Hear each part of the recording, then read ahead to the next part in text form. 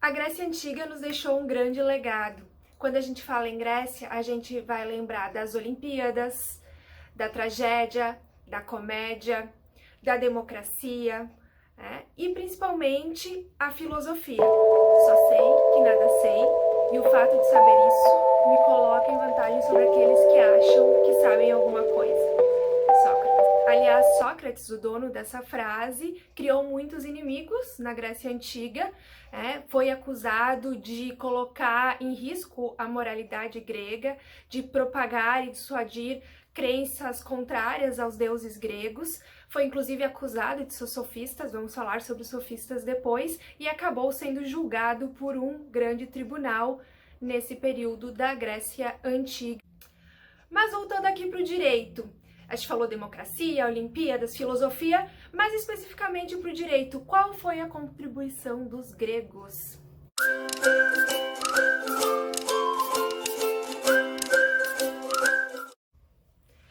Um primeiro aspecto importante para a gente entender o direito na Grécia Antiga é entender que o direito na Grécia se desenvolveu ao mesmo tempo em que a escrita foi se desenvolvendo, certo? Então, por um longo período de tempo, nós não tínhamos registros escritos sobre o direito grego. E, além disso, o povo grego era um povo que preferia falar e ouvir do que escrever, certo? Então, a gente vai ter um direito muito mais baseado na oralidade, na retórica, na argumentação, que são características importantes para uma pessoa que trabalha na área do direito, né? Ter uma boa retórica, ter uma boa argumentação, a arte da persuasão, e eles nos deixam esse legado. Então, é um direito essencialmente oral. E mais do que produzir grandes tratados de direito, os gregos se preocuparam muito mais em solucionar controvérsias, né? Litígios. Então a gente vai ter a figura dos grandes tribunais nesse período da Grécia Antiga. A Grécia, no seu período da democracia, tinham três instituições principais: a Assembleia, que era uma espécie de poder executivo em que todo cidadão, todo entre aspas, claro que existiam algumas regras, participava das decisões. Depois a gente vai ter o Conselho dos 500, que é uma espécie de poder legislativo no período da Grécia Antiga, e uma terceira instituição que corresponderia ao Poder Judiciário era o Tribunal de Eliaia. Então, o Tribunal de Eliaia vai ser o principal órgão do direito grego. Ele é um grande tribunal composto por 6.000 eliastas, então imaginem 6.000 pessoas participando de um julgamento.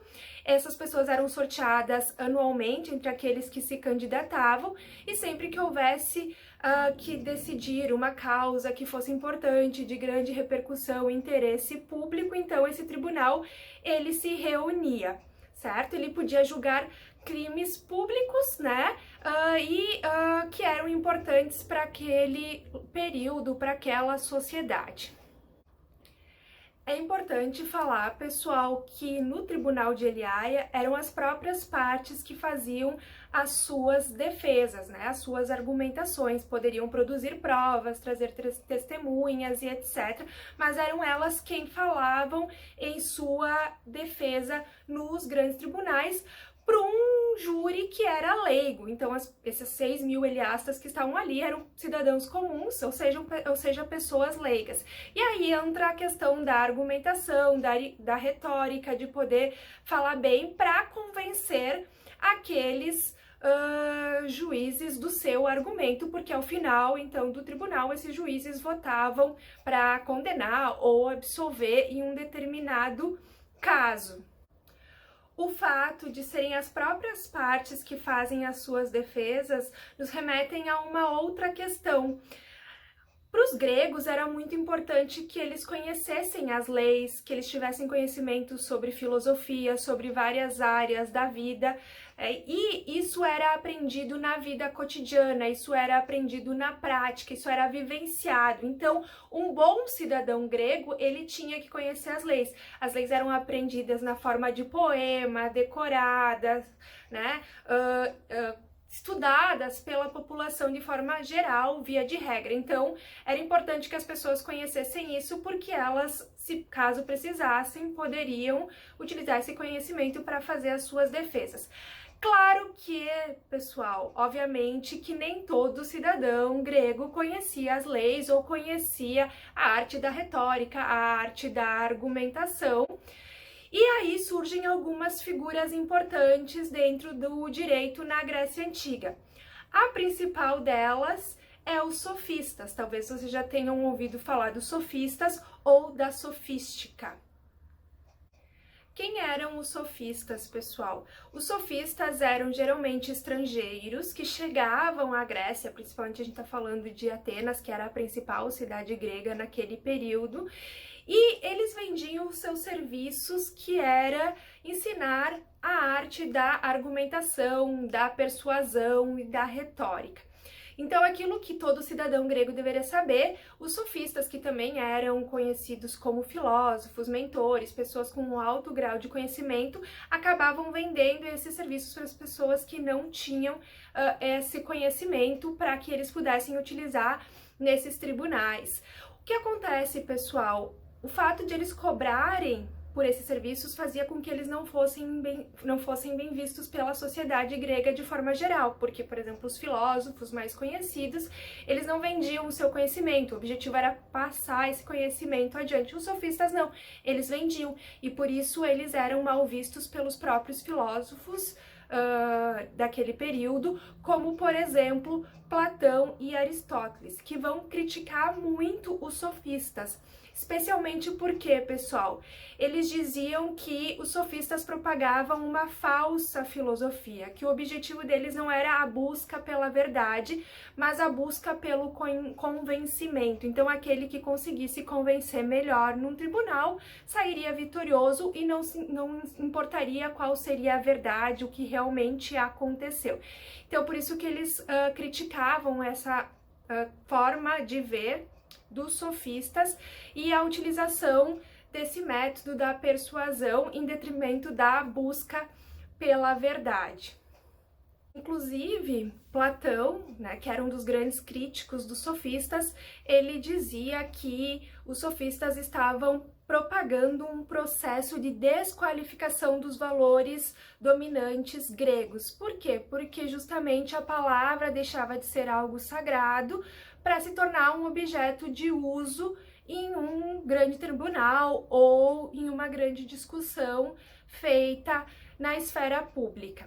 Tá? Então, sempre houve esse embate entre Platão, depois Aristóteles, se opondo aos sofistas. E aí, como eu falei para vocês lá no início do Sócrates, Sócrates chegou a ser chamado de sofista, porque justamente diziam que ele estava propagando a arte da retórica e da persuasão e desmoralizando a sociedade grega. Uma outra figura importante, pessoal, no direito grego daquele período eram os logógrafos, que são uma espécie de advogados para a época. Por quê? Como eu falei para vocês, se a pessoa não tinha conhecimento das leis para poder fazer a sua defesa num tribunal, existia essa figura dos logógrafos, que também cobravam pelos serviços de escrever a defesa das pessoas. Obviamente que as pessoas também não diziam que elas pagavam por aquele serviço, porque isso era mal visto, elas deveriam saber fazer a sua defesa. Mas também existia essa figura do logógrafo, que era quem escrevia esses discursos, as defesas para os tribunais. Então a gente tem de um lado os logógrafos, que eram essas pessoas que escreviam esses discursos, essas defesas. Por outro lado, os sofistas, que estavam muito mais relacionados à questão da oralidade, de como utilizar a palavra oral para persuadir uma audiência, para se chegar em uma determinada decisão. Então, a arte da retórica e da argumentação. Por fim, pessoal, um outro aspecto interessante dos gregos é que eles vão separar o direito da religião. Apesar dos gregos adorarem inúmeros deuses, né, eles não misturavam direito e religião, então eles não viam as leis como uma revelação divina, como era, por exemplo, no Egito Antigo ou na Mesopotâmia, em que o faraó, ao proferir uma lei, ele estava revelando algo que Deus determinou e, portanto, as pessoas devem cumprir. Uma vez que há uma desvinculação dessa ideia de que a lei é uma revelação divina e é algo